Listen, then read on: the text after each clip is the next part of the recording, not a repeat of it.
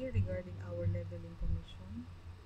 So, kung mapapansin nyo, nasa leveling commission dyan sa green box. In 2 months time, yung leveling commission ng 15 accounts ko ay umabot na siya ng 52,800. Ito yung unang pair per level per account. So, ang example nito is, ito yung account number 1 mo, diba? Meron kang left, meron kang right. So, pag may pumasok na refer mo dito, first pair, 400 ang leveling mo. Pwera sa 100 na regular pairing. So, may 500 ka na. So, leveling tayo. Okay? Per account ito, guys. Kung may second account ka na nakapag-refer ka ulit, kaliwa at kanan, may first pair ka ulit, 400 ulit yun sa leveling commission. For example, ito si Max, ito si Aida, nakapag-refer siya ng isa, hindi mo na effort, pero may 400 ka pa din doon. Malinaw, basta per level, left and right, 400 pesos yun.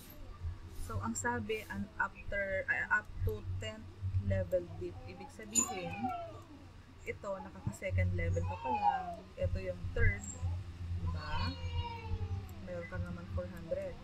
Kahit hindi mo effort, or kahit effort mo, basta nasa ilalim mo ganyang posisyon, 400 siya. Per level, level. Kasi, itong side na to, pwede magkaroon ng tao, diba? Ito pwede magkaroon ng tao. Hindi na siya 400, okay? Kasi second pair na siya sa level na yan. So, ito, 100 na ito. Itong pair na to. Yan siya. So, in a day, magkaroon ka ng 10 na ganyan. 400 yan. Okay po. Basta, bawat level. Ito yung first level mo. Ito yung second level mo. Third level mo. Fourth level mo. Okay po. Hanggang 10th yan pababa. Ito, account number 1. Diba? Meron kang account number 2, tama? Iba naman ang first level noon, ang second level noon, ang third level, ang fourth level. Kaya ang ganda kung naka 15 accounts ka. Kasi 15 na accounts mo ang magkakaroon ng level 1, level 2, level 3. Ilang 400 yun, diba? So, napakaganda. So, i-verify natin na kahit hindi mo kilala, kahit hindi mo effort, for as long as nasa kaliwa mo siya, nasa kanan mo, pumasok, 5th level, 6th level, mayroon kang 400. Kahit sa effort ng ibang tao, basta nasa ilalim ng structures mo. So, may katulong ka magkaroon ng 400.